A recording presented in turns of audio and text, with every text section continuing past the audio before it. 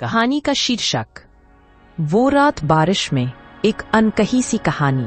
शहर की वो बरसात वाली रात जैसे अपने साथ कोई नई दास्तां लेकर आई थी। तेज बारिश की बूंदें खिड़की से टकरा रही थी और सड़कों पर जलभराव सा हो गया था, और इसी वजह से मेरे तन मन में एक अजीब सी बेचैनी बढ़ती ही जा रही थी, जिसे काबू करना अब शायद मेरे बस में नहीं रह गया था।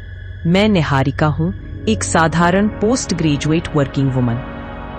ये कहानी मेरी डायरी में लिखी सिर्फ एक घटना नहीं, बल्कि वो याद है जिसे मैं चाहकर भी भुला नहीं सकती, और उसे मैं आज आपसे साझा कर रही हूँ। अगर आपको पसंद आए तो कमेंट में जरूर बताना, लाइक और सब्सक्राइब भी अवश्य करना। तो अब बढ़ते हैं कहानी की ओर। सावन का मौसम था। शाम के समय रिमझिम बरसात हो रही थी। मैं अपने कमरे की खिड़की के पास खड़ी थी, हल्की हल्की बारिश को महसूस करती हुई। मेरे मन में एक अजीब सी बेचैनी थी, दिल में दबी बातें, अधूरी सी चाहतें। मन ही मन बातें करते हुए मैं खुद से बोल रही थी, नहीं नहीं, ये करना ठीक नहीं होगा। वो क्या सोचेगा। कभी अपना फोन उठाती, कभी दूसरे ही पल वापस रख देती। आखिर मैंने हिम्मत करके आरव को फोन मिलाया। आरव, अगर फुर्सत हो तो आ जाओ, कुछ देर साथ बैठना चाहती हूँ। फोन रखते ही मुझे थोड़ी घबराहट हुई।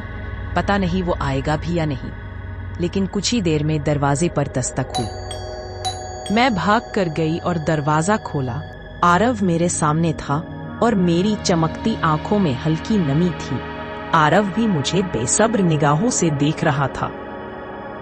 दोनों कुछ पल बिना कुछ कहे दरवाजे पर ही खड़े रहे। केवल बारिश की आवाज और दिलों की धड़कन सुनाई दे रही थी। मैंने बात शुरू करने के लिए कहा, आरव, तुमने शायद आज भी आरडीओ का चॉकलेट परफ्यूम लगाया है ना? उसने मेरी आंखों में देखते हुए कहा, हाँ, वही जो तुम्हें कॉलेज के समय से ही पसंद है। और तुमने भी तो मेरा फेवरेट आरडीओ का सैंडलवुड लगा रखा है, कहीं मेरे ही लिए तो नहीं?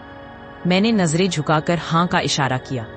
फिर मैंने धीरे से पूछा, क्या कभी तुम्हें भी ऐसा लगता है कि बारिश यादों को और करीब ले आती है? आरव ने मेरी आंखों में देखते हुए कहा, हाँ, और उन यादों में अक्सर तुम ही होती हो। ये सुनकर मेरी पलकों पर कुछ बूंदें ठहर गईं, पर मैं मुस्कुराई। आरव ने हल्के से मेरा हाथ पकड़ा। उसकी उंगलियां ठंडी थीं, पर उस स्पर्श में एक अजीब सी गर्मी थी। इतना क्यों सोचती हो? आरव ने पूछा। मैं कुछ पल चुप रही, फिर बोली, शायद डरती हूं तुम्हें खोने से, या फिर खुद को खो देने से। आरव थोड़ी देर मुझे देखता रहा। कभी कभी हमें बस बह जाना चाहिए, जैसे ये बारिश, सोचने से पल गुजर जाते हैं। आरव दरवाजे पर खड़ा भीगा हुआ था। उसके चेहरे पर मुस्कान थी। वो बोला, बारिश बड़ी जिद्दी है, पर मैं उससे भी ज्यादा। मैंने मुस्कुराते हुए उसे अंदर बुलाया। कमरे में एक हल्की सी रोशनी थी। पीली लाइट में सब कुछ और भी मुलायम सा लग रहा था। मैंने शरारती अंदाज में कहा, तो फिर बहने दो, पर जिम्मेदारी तुम्हारी होगी।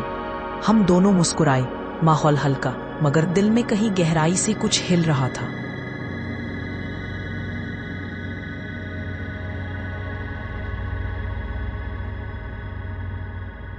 आरव खिड़की के पास गया और बारिश को देखने लगा। मैं भी उसके पास आई और उसके कंधे पर हल्का सा हाथ रखा। तुम्हें नहीं लगता ये रात कुछ कह रही है? आरव बोला, कह तो रही है कि हम जो भी कह नहीं पाते उसे कह देना चाहिए। कमरे में कुछ देर खामोशी छा गई। दोनों फिर बैठ गए। आरव ने मेरी तरफ देखा, मेरी भीगी लटें और हल्का सा कांपता बदन। उसने धीरे से कहा, निहारिका, अगर मैं कहूं कि तुम्हें देखकर दिल धड़कता है, तो क्या ये कहना सही होगा? मेरी आंखों में चमक थी। और अगर मैं कहूं कि ये सुनकर दिल और भी तेज धड़कता है, तो?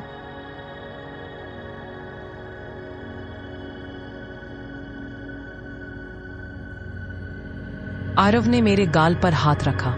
मुझे डर लगता है, कहीं तुम मुझसे दूर ना हो जाओ।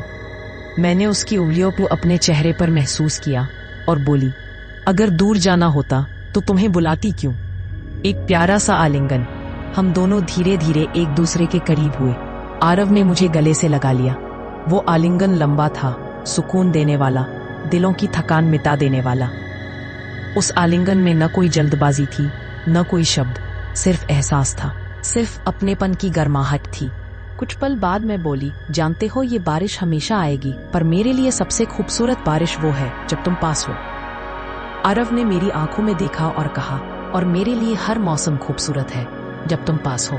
कमरे की खिड़की पर बारिश की बूंदें अब भी गिर रही थी, पर अब मैं अकेली नहीं थी। दो दिल एक दूसरे की धड़कनें सुनते हुए उस रात को हमेशा के लिए यादगार बना रहे थे।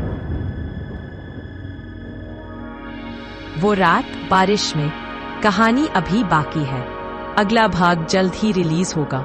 दूसरा भाग देखने के लिए चैनल को अभी सब्सक्राइब करें और नोटिफिकेशन बेल को ऑल पर सेट कर दें ताकि कोई भी वीडियो मिस ना हो। लाइक और सब्सक्राइब भी अवश्य करें।